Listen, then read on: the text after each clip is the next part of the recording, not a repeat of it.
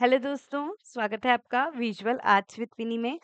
दोस्तों सबसे पहले तो सॉरी आप लोगों ने कहा था, काफ़ी पहले कहा था कि हमारा HPSC PGT fine arts subjective होने वाला है और प्लीज़ आप लोगों ने मेरे मुझसे ऐसा कहा था कि मैं आपको कुछ टिप्स दूँ कि how to write the answers and all. But सबसे पहली बात बहुत ईमानदारी से कह रही हूँ और हमेशा कहती हूँ कि मुझे कोई मतलब नहीं है ऐसा कि आप व्यूज़ बढ़ाऊँ अपने या आप लोगों से पब्लिसिटी लूँ ये सब इसलिए। चाहती तो वो कब से कर लेती ये आंसर वग़ैरह का।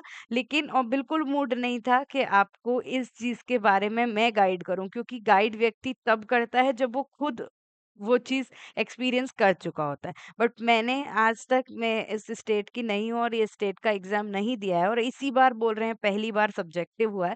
तो मुझे एक्सपीरियंस तो नहीं है बट अपने विवेक से, अपनी समझ से मुझे जितनी चीज़ें समझ आ पाई है या जितनी चीज़ें मैं आपको दे सकती हूँ, आई विल ट्राई टुडे कि मैं वो चीज़ दूँगी।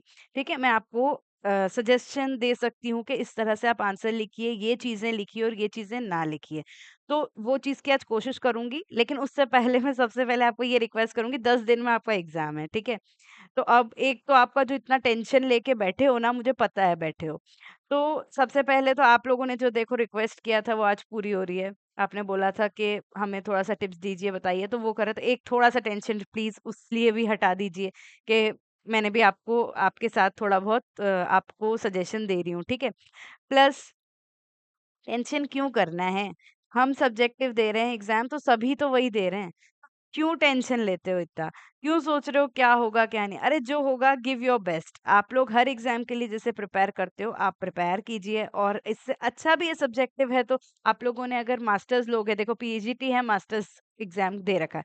तो आप लोगों ने मास्टर्स में तो लिखा ही होगा ना पेपर तो क्यों डरते हो? पढ़ना नॉलेज की बात है, पढ़ हम ऑब्जेक्टिव के लिए भी रहे हैं, वही हमको सब्जेक्टिव में लिखना है। बस लिखना कैसा है, क्या चीज़ें पढ़ तो लिया आपने बहुत कुछ। क्यों मैं 10 दिन पहले वीडियो बनाया पता है? ताकि आप लोग पढ़ तो पूरा लें और फिर मैं आपको बता सकूँ कि क्या चीज़ लेनी है, क्या चीज़ छोड़नी है और क्या-क्या अब जो आप 10 दिन में इन चीज़ों पे काम कीजिए। आपने पढ़ बहुत लिया, है ना? ऐसा सोचिए हमने पढ़ बहुत लिया, सारी चीज़ों सारे टॉपिक्स को हमने एनालाइज़ कर लिया। अब हमें किस चीज़ पे फ़ोकस करना है वो जो आज हम लोग कुछ पॉइंट्स पे डिस्कस करेंगे उस पे, ठीक है?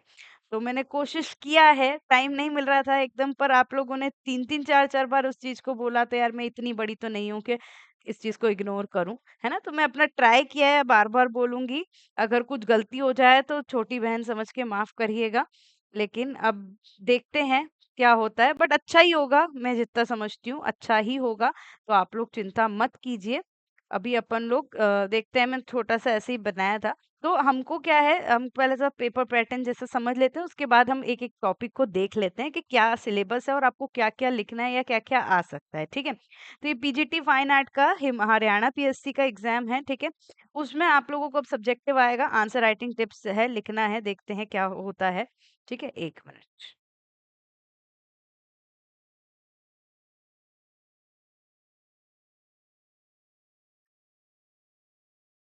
ठीक है? तो देखिए सबसे पहले तो आपका एक जो पेपर पैटर्न मुझे पता चला है कि टोटल क्वेश्चंस कितने होंगे, तो टोटल क्वेश्चन आपके 15 आएँगे 18 आएँगे, उसमें से आपको 15 अटेम्प्ट करना है, ठीक है? ये है आपका कितने लिखा है 18 क्वेश्चन आए आए रहे हैं और उसमें से 15 आपको अटेम्प्ट करना है, इतना मुझे पता चला है, ठीक है? 3 घंटे का पेपर होगा, 150 मार्क का होगा मतलब 1 क्वेश्चन जो है 10 मार्क का आएगा। अब यहाँ पे एक सवाल उठता है कि क्या 10 मार्क का एक ही क्वेश्चन आएगा? तो ऐसा नहीं है, मैंने मतलब देखा कुछ दूसरे सब्जेक्ट का कुछ उसमें, तो उसमें बताया गया है, वो मैं लेके नहीं आ पाई आपके लिए, बट उसमें बताया गया है कि मान लीजिए अगर आपका एक क्वेश्चन होता है, मान लीजिए कि 1 क्वेश्चन एक क्वेश्चन आ रहा है आपका, तो वो क्या रहता है, वो ऑलवेज़ आपको उसी क्वेश्चन में 2-3 क्वेश्चन पूछ लेंगे। कोई 3 मार्क का हो गया, कोई 4 मार्क का हो गया, इस तरह से पूछेंगे। तो इसलिए इसमें भी आपको टेंशन लेने की ज़रूरत नहीं है कि आपको सिर्फ़ 10 मार्क का ही क्वेश्चन देना है या मान लीजिए ये भी चीज़ें होती है कि आपको अगर कि भई वो वाला क्वेश्चन नहीं आएगा तो हमारा चले जाएगा, ऐसा नहीं होगा। मान लीजिए जैसे एक क्वेश्चन है ये, एक क्वेश्चन है तो उसमें आपका 2 मार्क का 1 क्वेश्चन आ जाएगा, 4 मार्क का 1 क्वेश्चन आ जाएगा, ऐसे करके वो डिवाइड करेंगे। नॉट नेसेसरी कि 10 को एक क्वेश्चन 10 मार्क का ही हो, ठीक है? तो ऐसा भी हो सकता है, ज़रूरी नहीं है टोटल सिर्फ 18 क्वेश्चन हो, 18 मेन क्वेश्चन होंगे और उसके अंदर सब क्वेश्चंस हो सकते हैं, ठीक है? फिर अब जो सिलेबस है आपका 20 यूनिट्स आई हैं, उसको हम लोग देख लेंगे। तो एक ये बहुत अच्छी बात है, मैं जब सिलेबस देख रही थी, तो मुझे ऐसा लग रहा था कि जैसे नेट में होता है या इन जनरली हम किसी भी सब्जेक्ट में रहते हैं, जितनी यूनिट्स है, हर यूनिट में से 1 क्वेश्चन आएगा, उस तरह से पेपर पैटर्न होता है। बट यहाँ पे बात वो नहीं है, यहाँ पे 15 क्वेश्चंस दिए हैं, मतलब कि आपको ज़रूरी नहीं है कि हर यूनिट में से 1 क्वेश्चन उठाएँगे वो लोग, बट कवर सारी यूनिट होगी। क्यों अच्छी बात है ये? क्योंकि देखिए, कोई कोई यूनिट ऐसी है जिसमें से बहुत सारे क्वेश्चन आने की संभावना है, लेकिन कोई यूनिट ऐसी है यार, उसमें से 10 मार्क के या बड़े क्वेश्चंस कैसे बनाएँगे वही समझ नहीं आ रहा। ये एक टेंशन, तो उसको आप रिली टेंशन मत लीजिए। मेरे हिसाब से मुझे जितना लगता है जो इम्पोर्टेंट है, जो बेस है वही क्वेश्चंस में आएँगे, ठीक है? उन्हीं के कुछ क्वेश्चंस बनेंगे, तो आपको ज़्यादा सोचने की ज़रूरत नहीं है, ठीक है?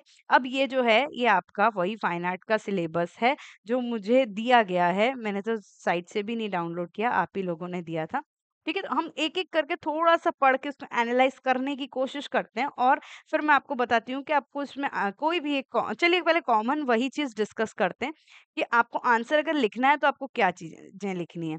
क्या चीज़ों का मेन ध्यान देना है वो देख लेते हैं और उसके बाद फिर पर्टिकुलर सब्जेक्ट पे देखते हैं कि क्या काम होना है। 1 सेकंड।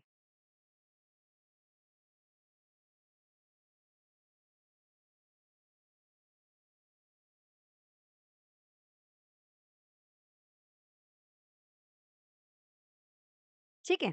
देखिए, मैं सबसे पहले आपको ये बताना चाह रही हूँ, एक चीज़ सबसे बड़ी चीज़ जो हर सब्जेक्टिव में हर कोई बोलता है, वो क्या बोलता है? आपकी होनी चाहिए गुड हैंडराइटिंग।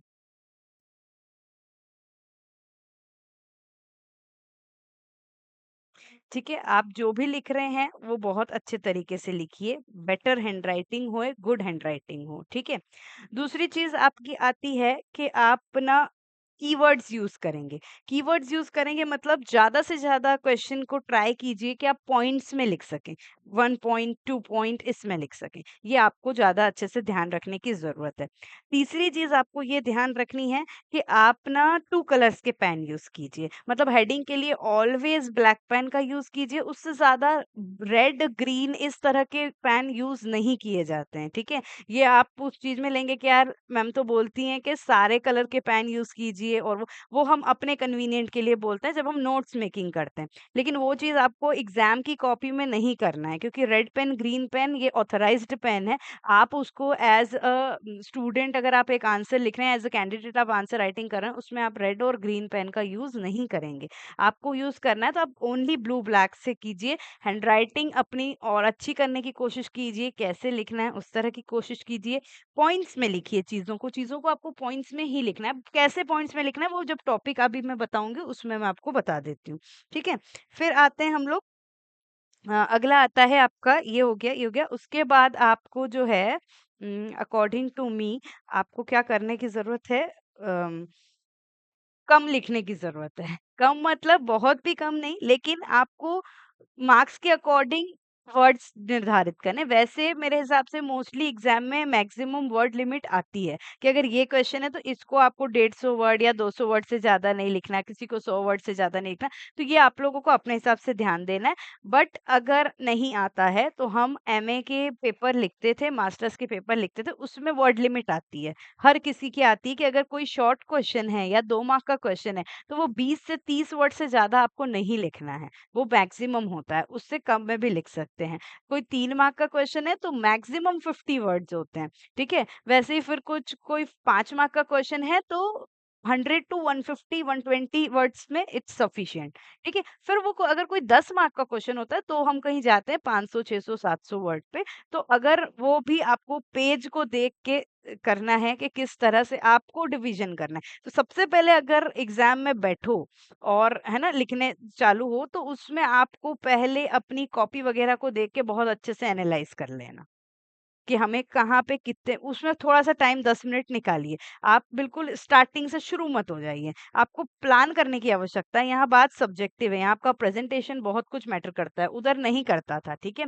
तो प्रेज़ेंटेशन को आपको प्लान करना है, आप कॉपी देखिए आपके किस तरह का पेपर आ रहा है, कितने पेपर आ रहे हैं, कितने में डिवीज़न आ जाते हैं कि आपको इतना इतना पोर्शन इसमें करना है, तो वो उस हिसाब से आप उसको डिवीज़न कीजिए कि यार इसमें अगर 3 क्वेश्चन है तो मैं ऐसे करूँगा या करूँगी, ठीक है? तो वो आपको प्लानिंग अपने सहूलियत जो जितना बेटर प्लान करेगा देख लीजिए, ये एक बहुत सीधी-सी बात है और मैं ऐसा बोल रही हूँ पब्लिकली बट ये सही है कि इतनी सारी कॉपियाँ जाती है और ये कंप्यूटर में तो चेक होगी नहीं क्योंकि सब्जेक्टिव पेपर है।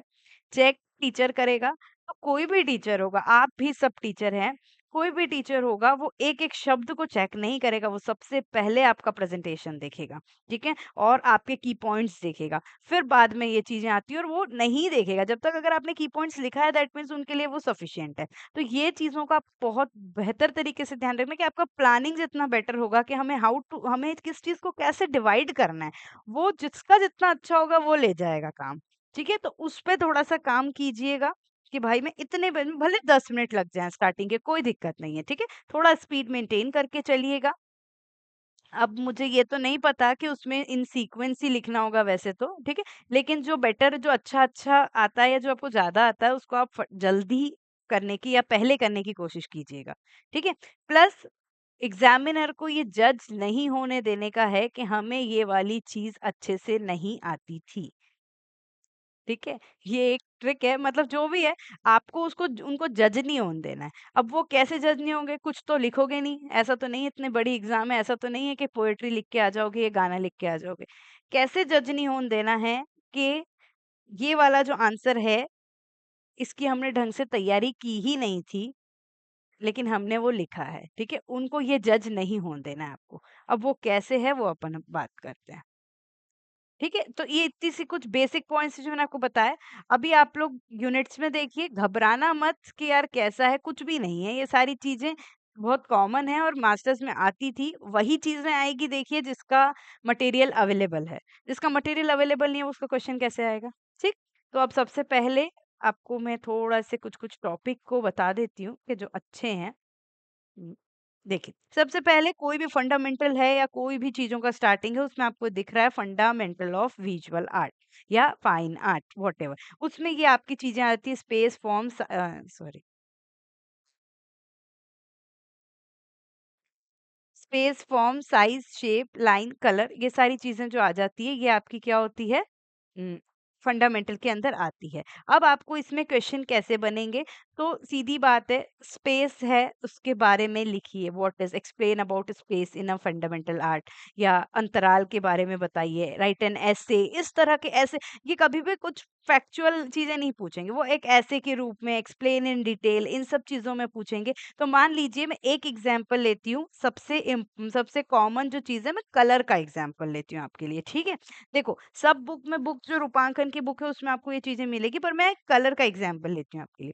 अब आपको आ गया कि एक इन जनरल ये आ गया कि right an essay on colour. अब आप क्या करोगे? ठीक है? तो अब आपको सबसे पहले तो वही चीज़ों का ध्यान रखना है राइटिंग, आपकी प्रेज़ेंटेशन, आपको कितने वर्ड्स में लिखना है वो बहुत डिपेंड करता है। मान लीजिए आपको छोटा ही लिखना है, छोटा लिखोगे तो क्या लिखोगे कि रंग जो colour what is a colour? Colour is a property of light that is colour जो है 3 प्रकार के होते हैं प्राइमरी, सेकेंडरी, टर्शियरी। प्राइमरी होता है, सेकेंडरी होता है, टर्शियरी होता है छुट्टी, जितना। लेकिन मान लीजिए बड़े में आ गया, क्या करोगे? सिर्फ़ कलर लिखोगे? नहीं। फिर अब आपको डिसाइड करना है कि मुझे इसमें क्या चीज़ लिखनी है। तो कैसे लिखेंगे? सबसे पहले मैंने लिखा कलर का डेफिनिशन। ठीक है? और वो एक उस पे वन लाइनर लिख दिया कि what is this? It is just a um, property of light, ठीक है? थ्रू व्हिच हमको वो कलर दिखता है, ठीक?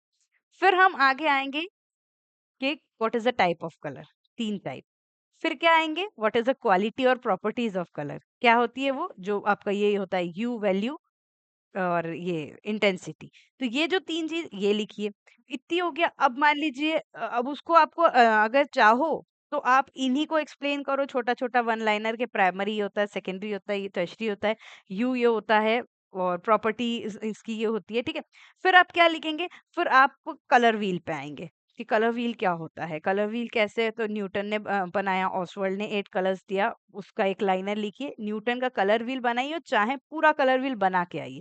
अगर डिटेल्ड में या ज़्यादा मार्क में क्वेश्चन आता है तो colour answer is incomplete without colour wheel, तो आपको वो कलर व्हील बनाना पड़ेगा। कलर व्हील बनाइए और फिर चाहे तो कलर व्हील वहाँ बनाया है, तो उसके बाद फिर आप वो चीज़ डिस्क्राइब कर सकते हो कि एनालॉगस कलर क्या होता है, स्कीम क्या होता है, कॉम्प्लीमेंट्री क्या होता है, कूल कलर क्या होते हैं, वार्म कलर क्या होते हैं। ये इतनी चीज़ों में आपका कलर कंप्लीट हो जाएगा और अच्छा खासा बढ़ जाएगा।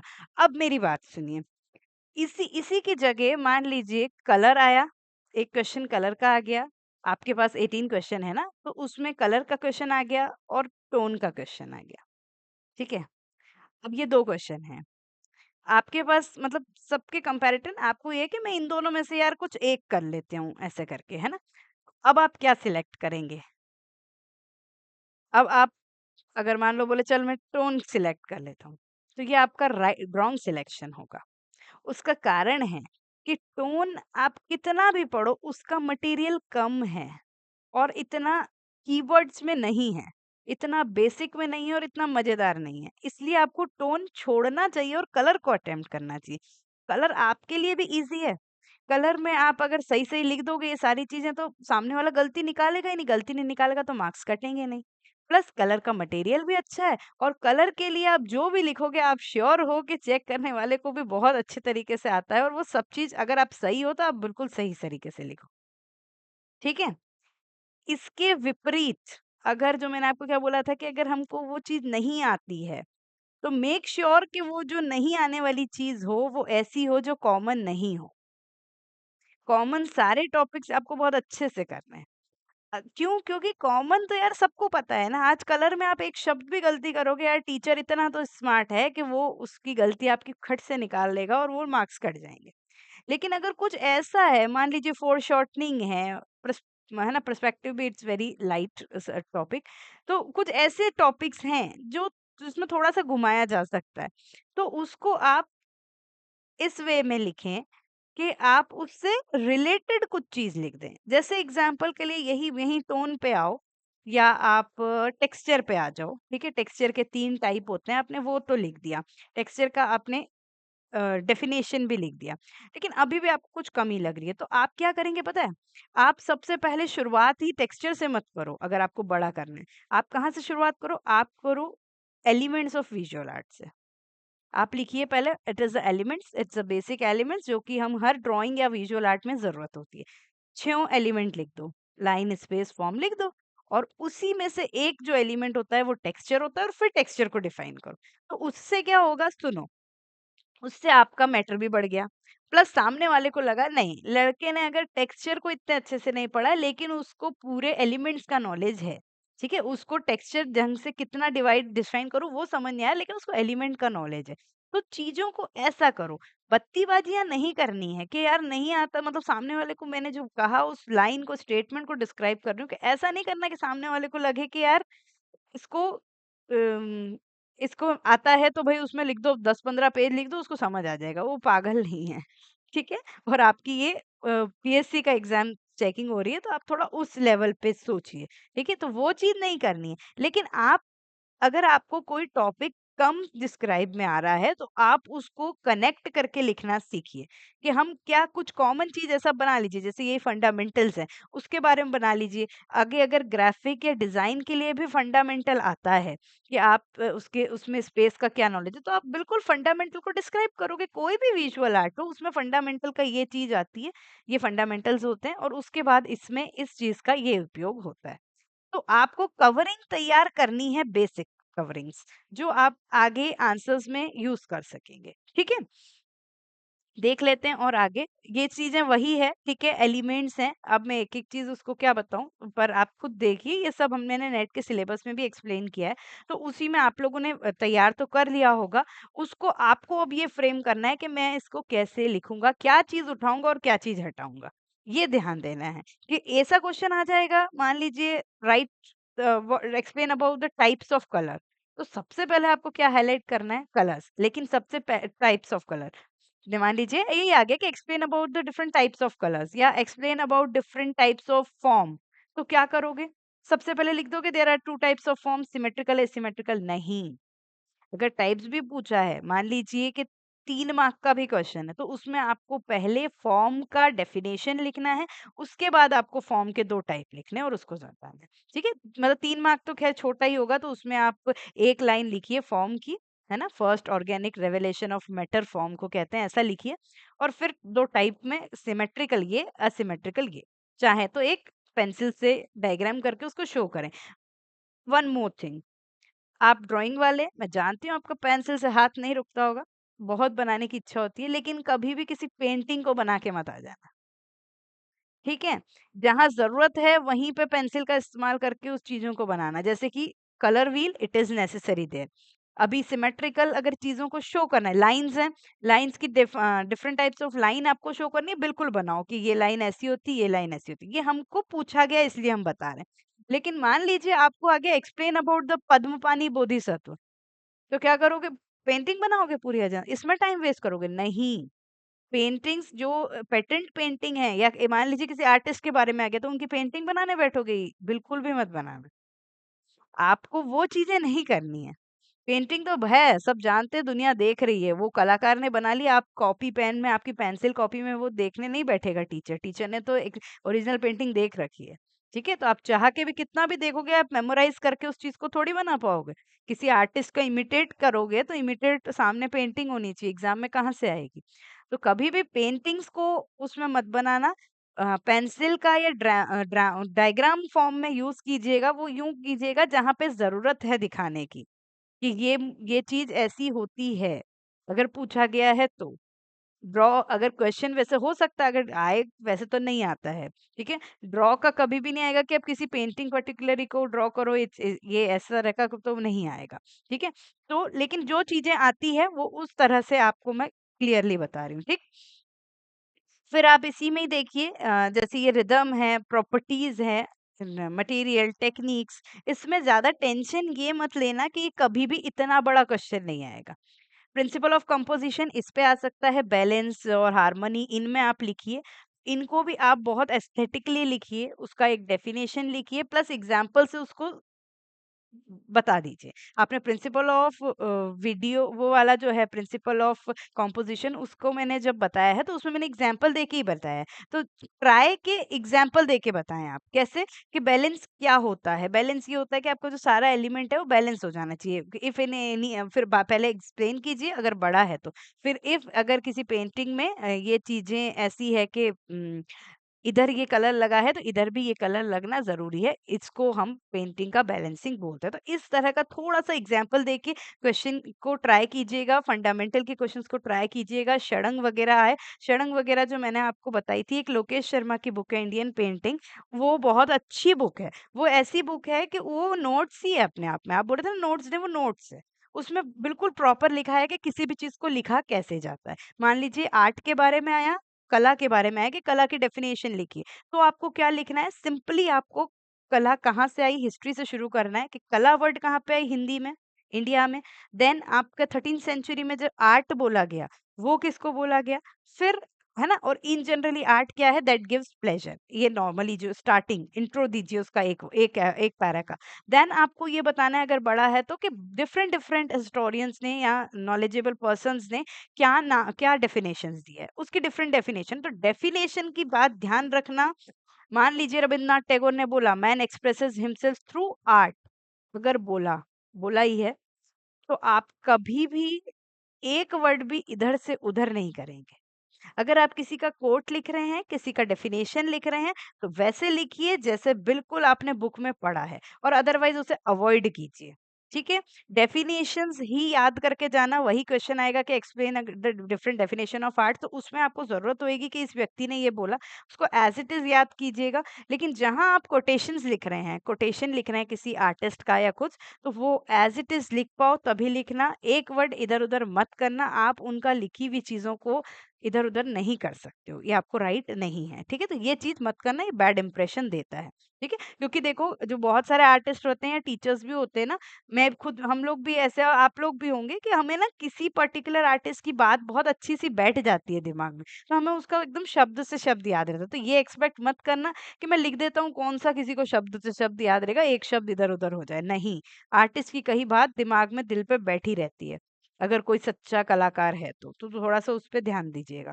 ठीक है, अब देखिए आगे आते हैं traditional modern medium materials visual art में, तो इसमें आपको यही करना है, जो तकनीक है डिफरेंट डिफरेंट आपने पढ़ी है, पेंटिंग में क्या ड्राई पेस्टल है, ऑयल पेंटिंग क्या है, उन्हीं पे आप लोग को थोड़ा-सा बताना है। फंडामेंटल की बुक में होता है एक चैप्टर मीडियम और टेक्निक का, उसको पढ़ो और बहुत ही फ्री माइंडली लिखना, लेकिन पॉइंट्स में ज़रूर लिखना। ठीक है? जैसे इसका प्रिंट मेकिंग की आ गई, तो उसको 3 टाइप की टेक्नीक होती है, रिलीफ होता है, इंटेग्लियो होता है और आपका सरफेस होता है। फिर आप अगर किसी पर्टिकुलर टेक्नीक को भी डिस्क्राइब कर रहे हैं, तो आप पहले उसका डेफिनिशन लिखिए कि जो उभार वाले सतह से प्रिंट लेना है तो है। फिर उसकी टेक्नीक लिखिए। टेक्नीक लिखिए मतलब पूरा स्टेप वाइज़ टेक्नीक लीजिए कि फर्स्ट हमको प्लेट तैयार करनी है, फिर सेकंड हमको ये करना है, ड्राइंग करना है, ऐसे करके। फिर आपको क्या करना है, फिर आपको इससे रिलेटेड अगर कोई आर्टिस्ट है जिसने काम किया है, वो लिखिए। है ना? इसकी हिस्टोरिकल बैकग्राउंड है तो लिखिए, तो अगर आप हिस्टोरिकल बैकग्राउंड लिख रहे हैं तो आप एक हेडिंग डालिए हिस्टोरिकल बैकग्राउंड, है ना? रिलेटेड आर्टिस्ट, इस तरह के आप पॉइंट्स बनाएँगे ना और क्लियर कट चीज़ों को दिखाएँगे तो ज़्यादा अच्छा रहेगा। घुमाना बिल्कुल मत, क्योंकि बहुत समझदार व्यक्ति चेक करेगा, हमेशा ये सोचना, घुमाना मत सामने वाले को और मस्त लिखना। कम लिखना, लेकिन ऐसा लिखना कि यार पता है, फुल कॉन्फिडेंस से लिखना उस चीज़ को और लिख पाओगे यार, पढ़ते हो, कैसे सोचते हो ऐसा कि नहीं आता हमको, आता है, पेंटिंग कर रहे हैं हम, खुद प्रैक्टिकल वर्क कर रहे हैं, तो ये सब नहीं पता इम्पेस्टो, ग्लेज़िंग सब बताया है ना? तो वो चीज़ों को आपको देखना है। ग्राफ़िक डिज़ाइन से अगर कोई दिक्कत है तो ग्राफ़िक डिज़ाइन की क्लासेस बहुत अच्छी है। मटेरियल मीडियम की बात करूँ, बाकी तो मैंने पेंटिंग उस पे तो कभी मटेरियल मीडियम पढ़ाया नहीं, क्योंकि नेट में कभी ज़रूरत पड़ती नहीं थी कि इन जनरली ये चीज़ सबको पता है। बट ग्राफ़िक में पूरा जिस तरह से लिखा है, आप अगर वैसा लिखेंगे तो आपको हेल्पफुल रहेगा, ठीक है? फिर देखिए आगे जो मुझे दिख रहा है वो एस्थेटिक्स के थ्रू थ्योरीज़ दिख रही है, तो उसको आपको बहुत एस्थेटिकली लिखना है। कैसे लिखना है कि आपको अ ज़्यादा अलंकारिक ढंग से नहीं लिखना, बट इतना ज़्यादा सिंपल भी नहीं लिखना। एस्थेटिक है ही इसका कि उसको सुंदर लिखना है। ठीक है, तो किसी के भी बारे में लिख लीजिए। एक एग्ज़ाम्पल अगर प्लेटो की थ्योरी लिख रहे हैं, तो उसको भी कोशिश कीजिए कि हम सब पॉइंट्स में लिखें। अब वो कैसे लिखोगे? देखो, प्लेटो है, तो पहले कोई भी है, उनका आप बैकग्राउंड तो दोगे कि वो कहाँ के हैं या इनका जन्म इस समय का हुआ था, इस समय से बिलॉन्ग करते हैं। उसके बाद आप क्या लिखेंगे पता है आपको? आप उनकी थ्योरीज़ लिखेंगे कि उन्होंने आर्ट को क्या डिस्क्राइब किया। फिर जैसे प्लेटो है, तो प्लेटो ने इमिटेशन बोला, तो इमिटेशन वर्ड को डैश मतलब पॉइंट बना के और लिख दीजिए। तो उससे पता पड़ेगा यार, व्यक्ति को पता है। प्लेटो ने यूज़फुल आर्ट के बारे में बात की तो लिख दीजिए। यहीं अरिस्टोल जाएँगे तो उनको कैथारसिस को कुछ-कुछ चीज़ों को अगर आप शो करेंगे तब पता चलेगा कि यार व्यक्ति ने पढ़ा है, अदरवाइज़ नहीं। आप अगर ये चीज़ें नहीं ऐड करेंगे, दैट मीन्स वो बत्ती दे रहा है एक प्लेटो स्टार्टिंग से एंड तक। और पॉइंट्स देगा तो वो सामने वाले को अट्रैक्ट करेगा, ठीक है? तो ट्राई कीजिएगा, वैसे एस्थेटिक थ्योरीज़ में आप कम लिख पाएँगे पॉइंट्स में, लेकिन ट्राई कीजिएगा कि वो पैराग्राफ्स के भी को भी एक हेडिंग दें आप, हेडिंग में लिखें, ठीक है? फिर आगे आते हैं हम लोग, ये आ गया आपको आर्ट हिस्ट्री, जिसको हम क्या बोलेंगे, चाहे वो आर्ट हिस्ट्री इंडियन की है, वेस्टर्न की है, जो भी है। 1 मिनट, ये रहा। ठीक है, ये वही सब दिख रही है मुझे यहाँ पे, आप लोग और ढंग से देख सकते हैं। तो आर्ट हिस्ट्री अगर कोई भी टॉपिक आता है, इन एग्ज़ाम्पल के लिए एक ही टॉपिक बताऊँगी, ज़्यादा मुझे वो नहीं करना, लेकिन कोई भी आर्ट स्कूल आ गया, कोई भी आर्ट स्कूल आ गया, ये जो आप आइडियोलॉजी, मटेरियल, टेक्निक्स बोल रहे हैं ना, ये सब इसी में आएगा। आपको क्या करना है, इनको ही पॉइंट्स बनाना है। अब एग्ज़ाम्पल देखिए, एक बहुत सिंपल ईज़ी सी चीज़ बताती हूँ, अजंता। ठीक है, अजंता बताती हूँ। अब अजंता में आपको क्या करना है, सबसे पहले बड़ा क्वेश्चन है तो मैं बड़े के लिए बता रही हूँ, छोटा आप उस हिसाब से एडजस्ट कर लेना, पॉइंट्स को कम कर देना। बड़ा क्वेश्चन है अगर, तो क्या करेंगे, सबसे पहले आप अजंता बताइए, व्हाट इज़ अजंता, मतलब कहाँ है, इसका लोकेशन बताइए। सेकंड चीज़ आप आए, उसका हिस्टोरिकल बैकग्राउंड बताइए कि भाई इस समय पे था, ये सातवाहन पीरियड में बनना चालू हुआ, इस लोकेशन पे, दैट्स इट। थर्ड चीज़ आपको क्या बतानी है, थर्ड चीज़ आपको इनका कैरेक्टरिस्टिक्स, इनका बेसिक इंट्रोडक्शन में सब चीज़ें आ जाएगी कि इतनी गुफाएँ थी, 2 प्रकार की गुफाएँ थी, और अगर किसी में ये मेन है, तो ये आपको इंट्रोडक्शन देना है। लेकिन बहुत पॉइंट टू पॉइंट देना है, घुमाना बिल्कुल मत, क्योंकि बहुत लिखने का टॉपिक है आपके पास। फिर आपको उसका इन्वेंशन देना है, किसी भी चीज का इन्वेंशन, ठीक है। यहाँ इन्वेंशन दोगे राजस्थानी जो है, तो इसमें आप उनसे एसोसिएट जो राजा थे और ये थे इसके बारे में लिखोगे, ठीक है। फिर आगे आप उसका लिखोगे उसका कैरेक्टरिस्टिक, वेरी वेरी इंपॉर्टेंट। अगर किसी भी इस तरह के टॉपिक में, चाहे वो मेडाइवल पीरियड का आर्ट स्कूल हो, चाहे ये केव पेंटिंग्स हो, चाहे वो आगे का मॉडर्न हो, आप अगर कैरेक्टरिस्टिक्स नहीं लिखेंगे तो सामने वाला समझेगा कैसे। कैरेक्टरिस्टिक्स मतलब विशेषताएं, कि क्या वो बाकी चीज़ों से उसको अलग करता है, उसकी स्टाइल क्या है, वो सब उसमें आ जाएगी। ठीक है? तो विशेषताएँ हैं कि भाई ये विशेषताएँ, उसको भी आप पॉइंट्स में लिखिए, कि भाई इसमें आँखें ऐसी है, एक्सप्रेशन पे है, 1 चश्म चेहरा है, 2 चश्म चेहरा है, ये रंगों का इस्तेमाल किया गया है, ये सारी चीज़ें कैरेक्टरिस्टिक्स होती है। तो ये चीज़ें आप क्या पे उसमें लिखिए, ठीक है? फिर अगला क्या आता है पता है आपको? अगला आता है उसका विषय वस्तु, सब्जेक्ट मैटर, वेरी इंपॉर्टेंट। कुछ लोग कुछ चीज़ों में क्या होता है, कैरेक्टरिस्टिक्स में ही सब्जेक्ट मैटर करके लिख दिया जाता है, बट चाहे तो आप डिफरेंट कीजिए कि भाई इसका सब्जेक्ट मैटर ये था।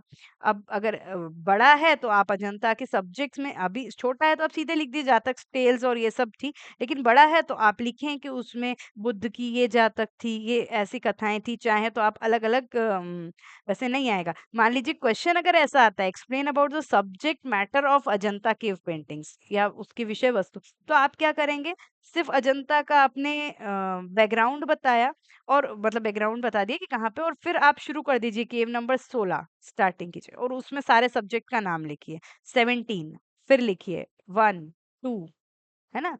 9, 10, इसमें आप क्या लिखिए, जितनी-जितनी पेंटिंग्स है उसके बारे में लिख दीजिए। तो सामने वाले को लगेगा कि यार हाँ, अजंता के सब्जेक्ट मैटर का मैटर होता भी है, मतलब ज़्यादा और व्यक्ति ने लिखा भी है। उसमें अब आप आस-पास की कवरिंग नहीं डालेंगे, कि मतलब आप ज़्यादा अजंता के बारे में ऊपर लिख दीजिए डेफिनिशन, कैरेक्टरिस्टिक्स नहीं, क्योंकि विषय वस्तु अपने आप में हमारे पास सफिशिएंट मैटर है।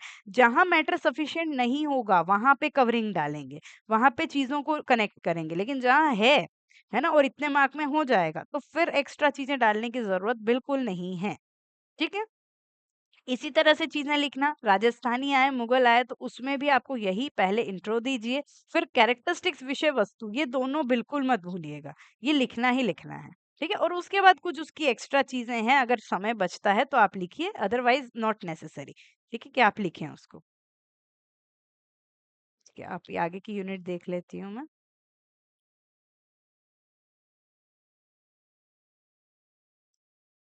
ठीक है, ये देखिए जैसे फ़ोक आर्ट है, तो फ़ोक आर्ट भी ये, कि कहाँ की है वो, ये लिखनी बहुत ज़रूरी है, उसका बेसिक इंट्रोडक्शन कि होता क्या है? क्या क्या किया जाता है, पेंटिंग की टेक्नीक है, या कुछ वुड कार्विंग्स वगैरह की है, या मेटल क्राफ्टिंग की है, किस चीज़ की है, वो आपको बताना है, इन बेसिक इंट्रोडक्शन, और किस लोकेशन की है, बहुत ज़्यादा ज़रूरी है, ठीक है? उसके बाद आपको फ़ोक आर्ट के बारे में बात कर रही हूँ यहाँ पे, ये फ़ोक और ट्राइबल जो मुझे दिख रहा है उस तरह से बता रही हूँ। उसके बाद जो आपको पता है क्या करना है, उसकी तकनीक लिखनी। कि किस तरह से कलाकार, वहाँ के कलाकार हैं तो वो ये चीज़ें यूज़ करते हैं, ऐसा ग्राउंड बनाते हैं, ये तकनीक यूज़ करनी है, ये लिखना है।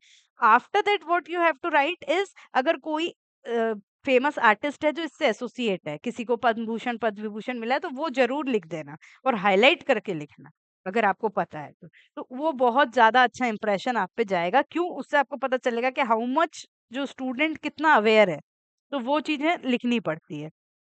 ठीक है, हो सकता है कभी किसी चेक करने वाले टीचर को ही ना पता हो तो आप उनको जानकारी दे देंगे, खुश हो जाएगा और 2 मार्क एक्स्ट्रा दे देगा आपको, है ना? तो थोड़ा-सा इस तरह से करना, पर ज़्यादा होशियार मत बनना, आप उनसे होशियार नहीं हैं। है ना? दोनों चीज़ें बैलेंस करते हुए चलना है। ठीक है, देखिए यही चीज़ें हैं, इसमें भी वही देखो फंडामेंटल ऑफ पेंटिंग्स, और इस तरह से फंडामेंटल का एक क्वेश्चन तो आएगा ही आएगा, 1-2 तो वो आपको यहाँ पे देखना है। कहीं पे भी घूमा वही है, कोई भी फंडामेंटल लाइन वगैरह इनको अच्छे से तैयार कर लेना आप, ठीक? फिर ये वही है, देखो यही इनको किसको क्या बोलते हैं, fresco Seiko, fresco buono, Ajanta and different media relief, mix media, mural, ये सारी चीजें आपको देखनी है कि सेको कहाँ है, जयपुर में हुआ, सेको इधर हुआ आपका अजंता में, ब्यूनो जो है गीला वाला जयपुर में हुआ, तो इस तरह से उसको कनेक्ट करती हुई चीजें। और मेरे हिसाब से जो मटेरियल टेक्निक वाली चीजें हैं वो छोटे ही आंसर में आएगी, बहुत बड़े आंसर में नहीं आएगी, ठीक है। एनकॉस्टिक है, वैक्स है, तो ये सब चीज़ें आपको उसमें देख लेनी है, ठीक है?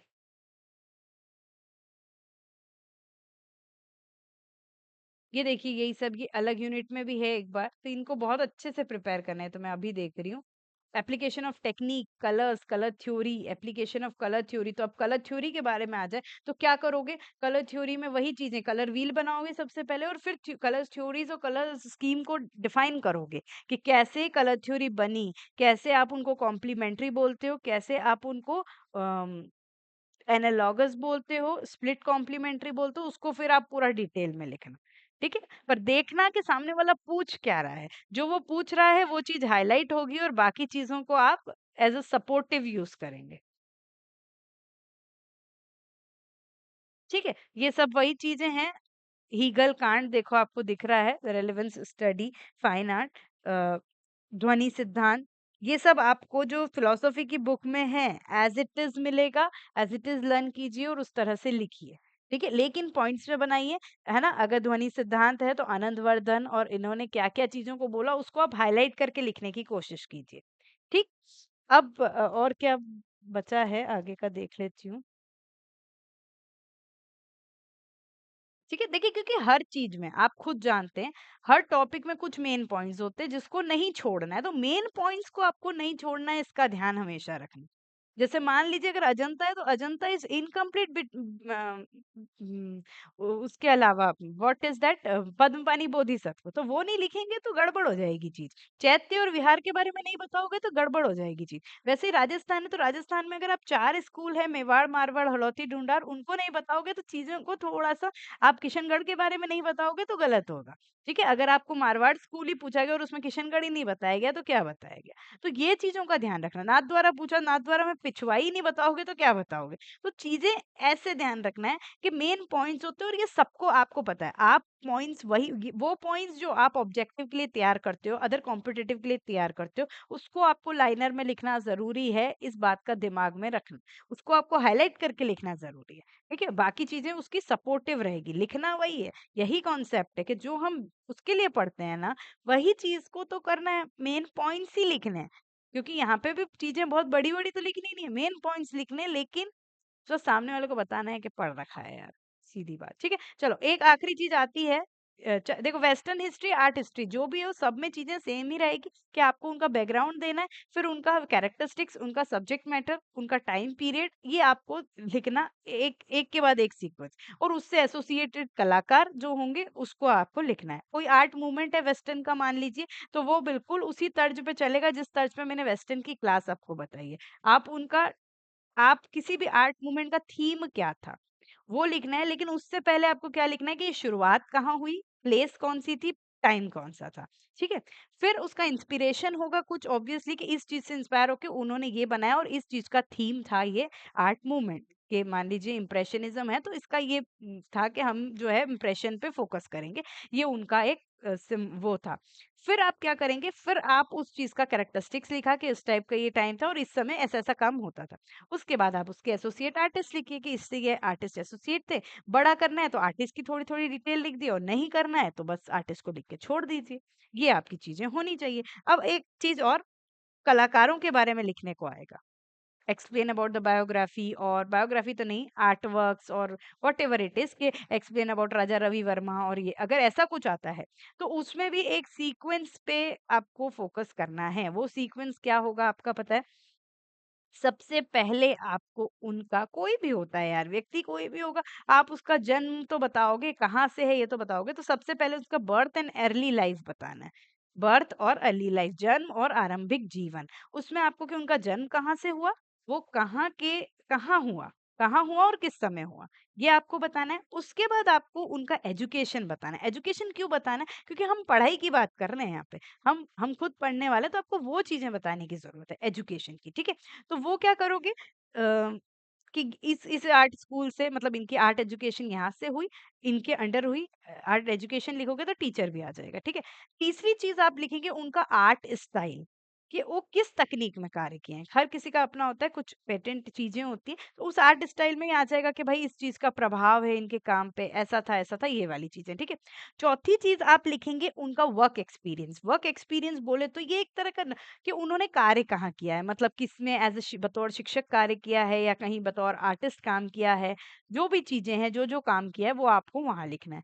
आखिरी चीज़ आप लिखेंगे उनका अचीवमेंट, उनने क्या-क्या चीज़ें अचीव करी, कोई से अवार्ड मिले हैं, ऑनर मिला है, वो चीज़, ठीक है? उसके बाद आप आते हैं कुछ भी एक्स्ट्रा हो, मान लीजिए जैसे किसी पे डॉक्यूमेंट्री बनी जो बहुत फेमस है, हम बनाते हैं जैसे है ना, हम सत्यजीत रॉय इनर आई की बात करें अगर विनोद बिहारी मुखर्जी की, तो हम वो ज़रूर लिखेंगे क्योंकि वो इनकम्प्लीट है उसके बिना विनोद बिहारी मुखर्जी का, ठीक है?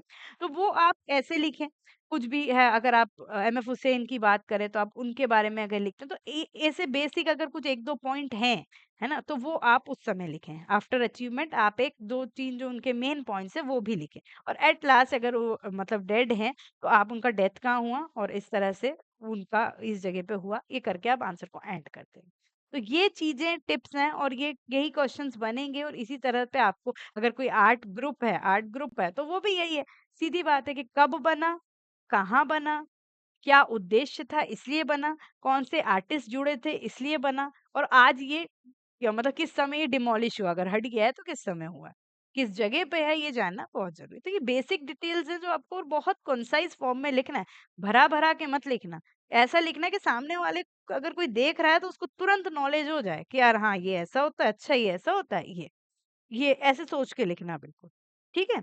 प्लस ये चीज़ें ही हैं, एडवर्टाइज़मेंट है तो एडवर्टाइज़मेंट में भी मैंने आपको बहुत सारी चीज़ें एडवर्टाइज़मेंट की क्लास में कराई है, बहुत अच्छे से तो नहीं करा पाई थी बट वो बताई थी। तो उन्हीं को थोड़ा-सा देखना कि भाई एडवर्टाइज़मेंट डिज़ाइन का कॉन्सेप्ट क्या होता है, कैसे पहली चीज़ें होती है, कैसे पहले आप हिस्ट्री तो आप बहुत अच्छे से लिख सकते हो। शुरुआत कहाँ से हुई मैंने पॉइंट वाइज़ पॉइंट लिखो उसको कि कैसे हम अर्ली प्री हिस्टोरिक टाइम से कैसे इस चीज़ को आज तक लेते आए हैं, कैसे 4 पार्ट में डिवाइड है वो 4 युग में डिवाइड है, मॉडर्न युग तक आया आरंभिक युग से, फिर किसमें क्या-क्या चीज़ें हुई वो आप बहुत अच्छे से लिख सकते हो, ठीक है? वही चीज़ है एडवर्टाइज़मेंट डिज़ाइन की बात आई तो वही कैसे हेडलाइन होता है उसको प्रॉपर बनाओ, उसको अब यहाँ पे भी ज़रूरत बनेगी ये चीज़ों को बनाने की। कैसे समझ रहे हो आप? कैसे? वो पूरा आपका पेज बनाना हो, हेडलाइन वाली जगह लिखो, यहाँ पे पेंसिल पेन का यूज़ करो। अगर कुछ एडवर्टाइज़मेंट डिज़ाइन के बारे में आता है, आप अगर हेडलाइन, बॉडी कॉपी इनको डिफ़ाइन कर रहे हो, तो आप क्या करोगे साथ में एक डायग्राम बना देना जिसमें हेडलाइन भी लिखो, ऐसे लिखो कि हेडलाइन इस जगह पे होती है, बॉडी कॉपी इसको कहते हैं, ये लोगो होता है, सिंबल होता है, इस तरह से, ठीक है? तो ये चीज़ें जो है कुछ मतलब उम, मुझे लगी थी कि आपको पता होनी चाहिए। अकॉर्डिंग टू मी ये चीज़ है, ये टिप्स है कि इस तरह की चीज़ें करोगे तो शायद आपके लिए यूज़फुल रहेगा। बाकी all the best to you क्योंकि देखो करोगे, अच्छा करोगे मुझे पता है, ऐसा कोई टेंशन लेने की ज़रूरत नहीं है क्योंकि देखो एक सीधी-सी बात है, सब्जेक्टिव है तो सबके लिए है, आपके अकेले के लिए तो है नहीं, जो आप इतना टेंशन कर रहे हो। सब सब्जेक्टिव लिखेंगे, लेकिन बस ये है कि अपनी कुछ ऐसी चीज़ें करना जो हमारी कॉपी अलग दिखे। अगर आपके पास हैंडराइटिंग है, ये तो एक बहुत बड़ा पॉइंट होता है, मेरे पास नहीं है सच बात बोलूँ, मेरी हैंडराइटिंग बिल्कुल अच्छी नहीं है, तो वो चीज़ नहीं है, पॉज़िटिव नहीं है, पर उसके हार नहीं जाएँगे। जो है वो खुश रहें कि हमारे पास है और हमारा पॉजिटिव पॉइंट है। लेकिन जो नहीं है ना, वो और खुश हों कि अगर हमारे पास हैंडराइटिंग नहीं भी है ना, तो भी हम बेहतर करेंगे। क्यों? क्योंकि हम लिखेंगे ही इतना अच्छा, हम पॉइंट्स ही इतना अच्छा करेंगे, हम प्रेज़ेंट ही इतना अच्छे से करेंगे। ठीक है? तो वो चीज़ों को अपनी योग्यताओं को लेके पॉजिटिवली चलेंगे तो खुश रहेंगे और बाकी अपना बेस्ट दीजिए जैसे हर एग्ज़ाम में देते हैं, आगे ऊपर वाले की मर्ज़ी ठीक है? तो wish you very all the best to all of you. 1 week है, थोड़ा-सा इन चीज़ों पे ध्यान दीजिएगा और मुझे पता है अगर और बेटर चीज़ें किसी को पता हो तो please do share in our Telegram group और इन आवर इंस्टाग्राम तो ग्रुप नहीं है, ठीक है? तो इन चीज़ों में कमेंट सेक्शन पे ज़रूर बताना कैसा लगा वीडियो और आपको किस चीज़ की अगर 1 वीक में ज़रूरत है, अगर मैं कर पाऊँगी तो ज़रूर करूँगी। Thank you so much. Bye bye. All the best to all the Haryana PSC aspirants. Thank you so much. Bye bye.